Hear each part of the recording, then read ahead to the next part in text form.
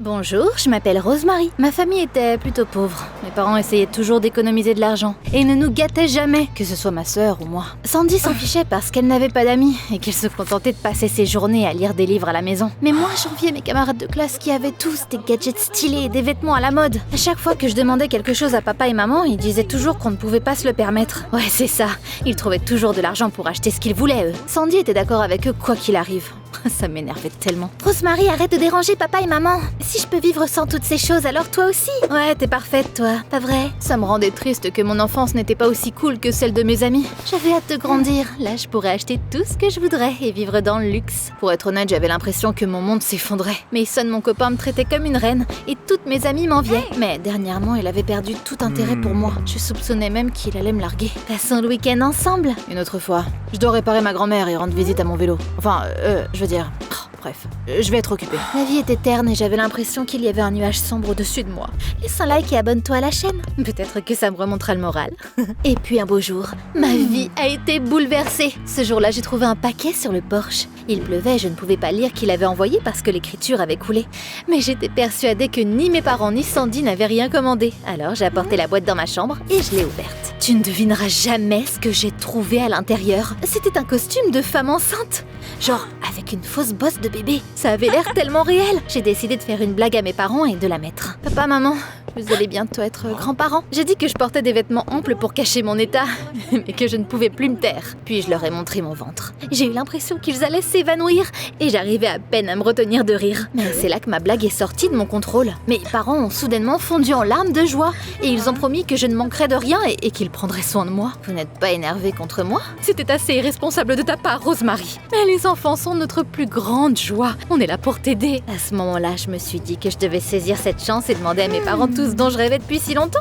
Alors, je leur ai pas encore dévoilé la vérité. Mais ma sœur insupportable a failli tout gâcher. Sandy ne me croyait pas. Et elle me posait des questions provocantes, essayant de capter un mensonge. Rosemary, ça fait combien de temps? Et pourquoi t'as caché ton état pendant aussi longtemps? Je savais pas quoi dire, alors je faisais semblant de ne pas me sentir bien. Mes parents ont paniqué et ils ont chassé Sandy. Ta sœur ne devrait pas être stressée. Laisse-la tranquille. Maman a suggéré qu'on aille voir un médecin, mais j'ai dit que j'avais juste besoin de m'allonger. Mes parents étaient plus patients avec moi que jamais. Et ils m'ont traité comme si j'étais faite en verre. Le lendemain matin, je suis allée à l'école. Mason s'est approché de moi, l'air sombre. Rosemary, j'ai beaucoup réfléchi et j'ai décidé qu'on devait rompre. Je savais qu'il allait me larguer. J'ai failli fondre en larmes. Je me suis souvenue de ma ruse et je lui ai montré ma bosse de bébé. Mason, tu ne vas quand même pas nous quitter, hein?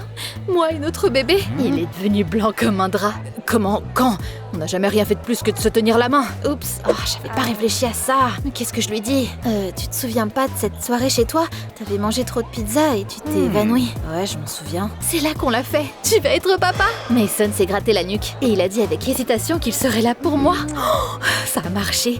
Je l'ai embrassé et je suis partie en cours. Je n'avais pas fait mes devoirs et le prof était sur le point de me donner un 0. Mais ma fausse grossesse m'a encore été utile. Désolée, le bébé donnait des coups de pied et je n'arrivais pas à me concentrer. Toute la classe a halté et le prof a eu pitié de moi et m'a donné une bonne note.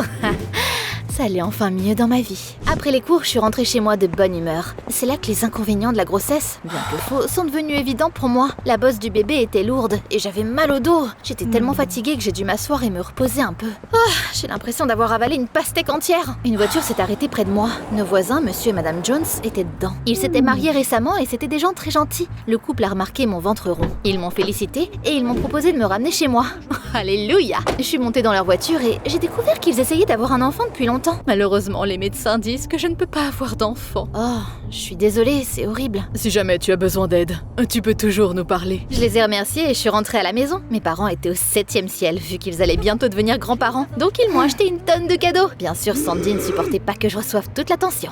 Elle n'arrêtait pas de suggérer que je devais me faire examiner par un médecin. Pourquoi elle ne pouvait pas juste se taire? T'as raison, on ne connaît même pas le sexe du bébé. Mes parents m'ont tout de suite mis dans la voiture et ils m'ont conduit à l'hôpital. Mes mensonges étaient sur le point d'être révélés. Du coup, j'ai encore fait semblant que je me sentais pas bien. La docteure Reed a demandé à mes parents d'attendre dans le couloir pour qu'elle puisse m'examiner. J'ai évité son regard et j'ai avoué que je n'étais pas vraiment enceinte. Heureusement, elle a accepté de garder mon secret. Bien sûr, je devais la payer pour son silence. Je n'ai pas beaucoup d'argent. Eh bien, tes parents vont découvrir la vérité alors. T'imagines ça, toi? J'ai dû promettre que je trouverais de l'argent. Après, le médecin a dit à mes parents que la grossesse se déroulait normalement. Et elle leur a même montré une échographie du bébé de quelqu'un d'autre. C'est un garçon, génial! C'était pas passé loin. Maintenant, je devais réfléchir à comment trouver l'argent pour soudoyer la médecin. J'étais sur les nerfs et je voulais juste passer une bonne nuit de sommeil. Quand j'étais j'étais enfin seule, j'ai voulu enlever le faux ventre et me reposer. Mais là, Sandy est entrée dans ma chambre et elle m'a dit qu'elle ne me croyait pas. Je vais prouver que tu trompes tout le monde. Je voulais la gifler tellement fort. Au final, j'ai dû dormir avec le ventre. J'étais tellement mal que j'ai regretté de m'être retrouvée dans ce pétrin. Mais c'était déjà trop tard. Heureusement, les choses allaient bien à l'école. Les profs étaient cool avec moi. Et mes camarades de classe me demandaient s'ils pouvaient toucher mon ventre pour avoir de la chance. Oh, je sens qu'il donne des coups de pied. Ouais, c'est ça. À la limite, c'était pas un bébé, mais un énorme sandwich au thon. C'est là que Mason est soudainement sorti du bureau du directeur. Je me suis approchée de lui et je lui ai demandé ce qu'il faisait là-bas. J'ai décidé d'abandonner l'école et de trouver un travail pour subvenir aux besoins de notre enfant. Il est parti et je me sentais comme une personne terrible. Ma farce était allée trop loin.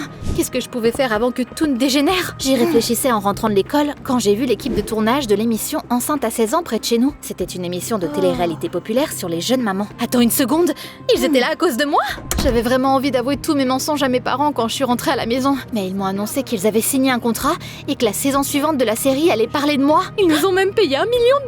Oh, c'est génial! Non, vraiment pas. C'était un enfer vivant. Je n'osais pas leur dire la vérité. L'équipe de tournage a filmé le premier épisode, puis ils sont partis. Ils ont promis de revenir dans quelques jours. Avant que je ne puisse pousser un soupir de soulagement, Sandy s'est jetée sur moi. Tôt ou tard, tout le monde découvrira tes mensonges. Notre famille sera humiliée à la télé devant tout le pays. Je me sentais déjà assez mal sans que ma sœur me fasse la morale. Et je suis sortie pour réfléchir. Là, j'ai encore croisé Monsieur et Madame Jones. Ils m'ont invitée chez eux et ils ont commencé à me donner plein de choses pour mon futur enfant. On a entendu dire que ça allait être un garçon, alors on lui a acheté des jouets et des costumes mignons. Je voulais juste disparaître. Il n'y avait pas d'enfant, je ne voulais pas accepter de cadeaux, mais ils ont insisté. Comme si je n'avais pas assez de choses à gérer déjà, la docteure Reed m'a appelée et m'a demandé de la payer. Comment est-ce que j'ai pu oublier cette sorcière? J'ai dit au revoir aux voisins. J'ai pris une partie de l'argent que mes parents avaient reçu pour l'émission et je me suis dirigée vers l'hôpital. Le médecin a compté l'argent, l'air satisfaite. C'est sympa de faire des affaires avec toi, mais tu ne peux pas rester éternellement avec un faux ventre. Je le savais, mais il s'était passé tellement de choses que je savais pas comment arrêter toute cette folie. Oh, ce colis stupide! J'aurais préféré ne jamais le trouver. Je suis tombée dans le désespoir. Après être rentrée à la maison, j'ai enlevé mon faux ventre et j'ai essayé de trouver un moyen de réparer les choses. Puis Sandy a couru dans ma chambre sans frapper et a vu mon ventre plat. Je savais que tu mentais.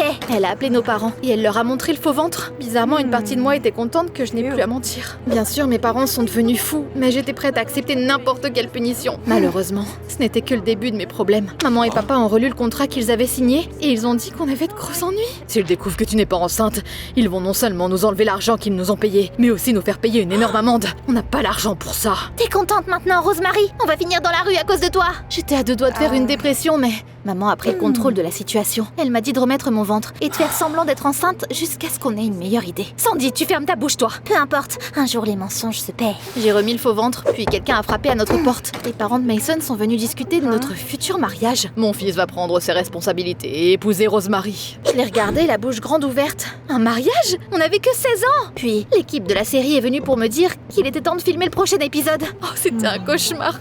Qu'est-ce que j'avais fait? Après que tout le monde soit parti, je suis sortie dans la cour pour prendre l'air. J'ai vraiment foiré. C'est là que nos voisins sont venus me voir et m'ont demandé si j'allais bien. Je pouvais plus me taire. J'ai senti mes joues se mouiller quand je leur ai avoué que j'avais un faux ventre. Ils ont regardé mon costume surpris et ils m'ont dit que c'était eux qui l'avaient acheté. J'ai commandé un ventre à ma femme pour qu'elle se sente enceinte. Il a dû être livré à la mauvaise adresse. Oh, je suis tellement désolée. C'est pas grave, ne t'inquiète pas. On gardera ton secret. Maman est sortie et m'a ramenée à la maison. T'as perdu la tête? Pourquoi tu leur as tout dit? On pourrait aller en prison à cause de tes mensonges. Ce sont de bonnes personnes et ils ne diront rien. Maman m'a dit que je resterais avec ma grand-mère cet été-là. Elle n'a pas dit pourquoi, mais j'ai accepté avec plaisir. Et j'ai passé un moment incroyable à la ferme. J'ai enfin pu oublier ma fausse grossesse et vivre comme une enfant insouciante à nouveau. J'ai quand même dû rentrer à la maison et gérer le gâchis qui était ma vie. Imagine ma surprise quand j'ai vu un berceau dans ma chambre.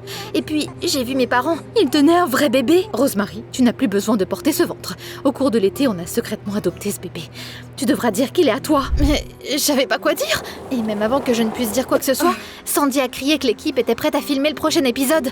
J'ai dû prendre le bébé et vite rentrer dans mon personnage. Comment te sens-tu? Je veux pleurer. Des larmes de joie, bien sûr. Finalement, tout le monde est parti. J'espérais avoir un moment pour moi, mais ensuite il s'est avéré que mes parents n'allaient pas du tout m'aider avec le bébé. Je devais prendre soin de lui toute seule. J'avais l'impression d'être coincée dans un cauchemar vivant.